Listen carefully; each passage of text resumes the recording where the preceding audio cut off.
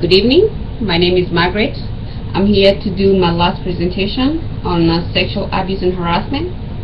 And it's been a pleasure to actually work with each and every one of you. All of you have great presentations. You've been given different perspectives on everything, and it was actually very nice to meet every one of you. I'll go ahead and start with my presentation today, and that is about sexual abuse. What is sexual abuse? What does it mean to you? Sexual abuse is any action that pressures or coerces someone to do something sexually that they don't want to do. Sexual abuse can either be verbal, visual, physical, any unwanted contact or attention to either or the other person of the opposite sex or the same sex. It can also refer to any behavior that impacts person's ability to control their sexual activity and the circumstances in which the sexual activity occurs in. Some of the things that actually would be considered as sexual harassment or sexual abuse, there would be like inappropriate kissing or touching, vaginal, anal, or oral penetration, sexual intercourse that you say no to, rape, attempted rape, child molestation, unwanted or violent sexual activity, refusing someone to use condoms or refusing them to have birth control, also keeping someone from protecting themselves from sexually transmitted diseases, sexual contact with someone that is drunk or drugged, unconscious, or otherwise cannot make a sound decision of or no or yes into sexual consent. Also, threatening someone into unwanted sexual activity, repeatedly pressuring someone to have sex or perform sex that they don't want to do, and also watching people that are performing sexual activities privately. I personally was a victim of sexual abuse, and I would say it has been a rough road ahead.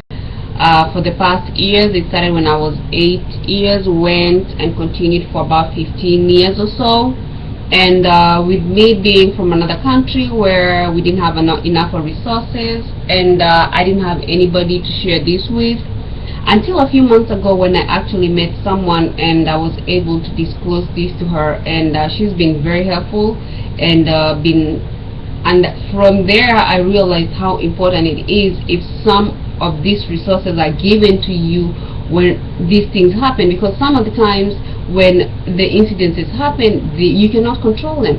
But if you give the patient or the victim the treatment and give them the resources that they actually need, it would really help them a lot. And so sexual abuse can also be referred to as a behavior that impacts person's ability to control their sexual ability and the circumstances at which the sex activity occurs.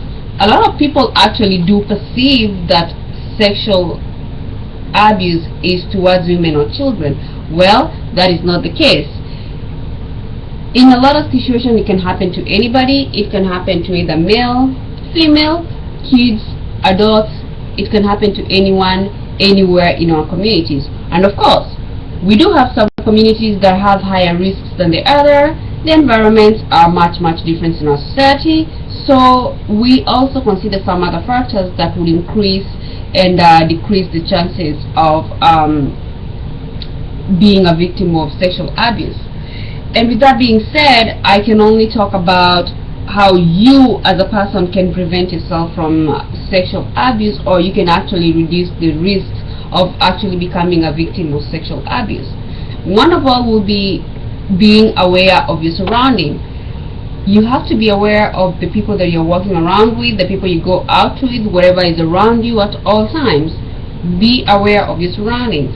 Work in confidence. When someone notices or identifies that you're being intimidated by them, they would actually coerce you into doing whatever they want you to do. Know your limits, especially when we use alcohol. Alcohol is one of the things that actually make us become victims of sexual abuse, because you make judgments and you say yes to things, and then you come again and regret later because you're not sound at that particular point. You should always lock the doors and the windows, even if you're just going for a few minutes, whether it's in your car or in your house. try to protect yourself. Make sure that you are aware of your surroundings. Watch for unwanted visitors. Always, before you open the door, make sure you know what's behind that door. Make sure you're not allowing any unwanted visitors or anybody that looks suspicious to you into your house or into your car or into your offices.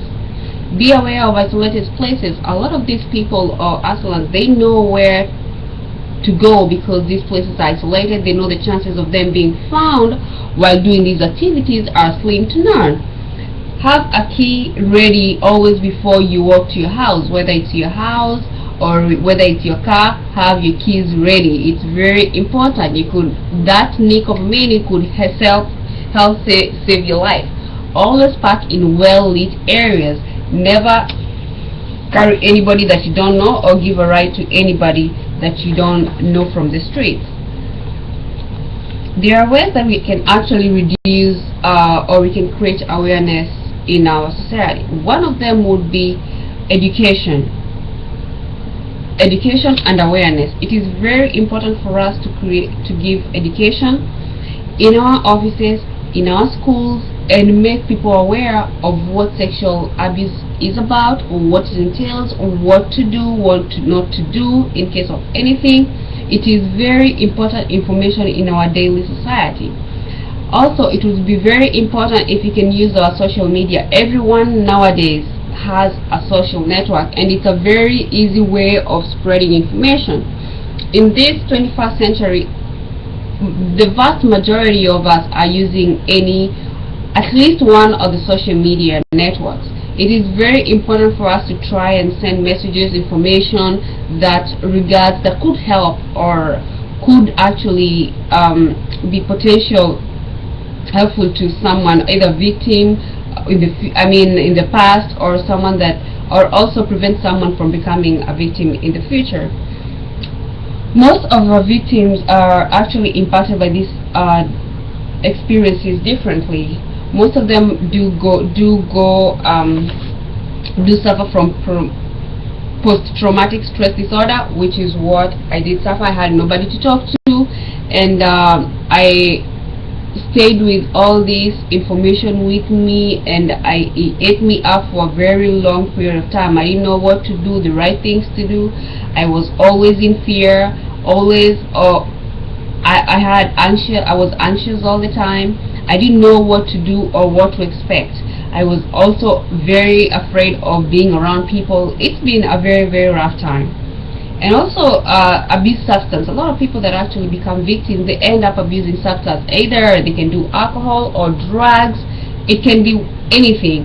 They also can suffer self-injury, depression, they could also be victims of sexually transmitted diseases.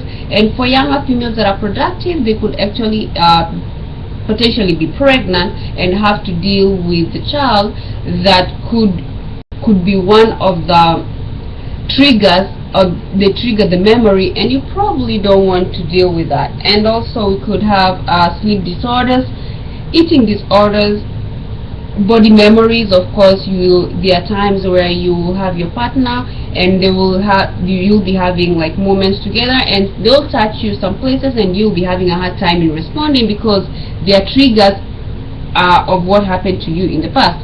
And I would say the worst is the suicidal attempt. A lot of people actually do also attempt to commit suicide. With that being said, I would like to say it would be, in my conclusion, I'd like to say it is very important to have proper training and awareness. It is also very paramount to support the victims that have already been victims of sexual abuse. Show them the proper resources or where to go. Also, the laws are there to protect us. Please direct the victims of this violence to where they're supposed to do, and help them cope with their fears and whatever they're struggling with, especially if they have been victims, they have gone under trauma. Don't be so hard to them, and give them the resources that would need. This would be a life-changing moment. Resources are very, very important. Direct them to the right people to get the right medication, get the right health benefits, and also, and most importantly, get counseling so that they can overcome what they're going through. Thank you very much.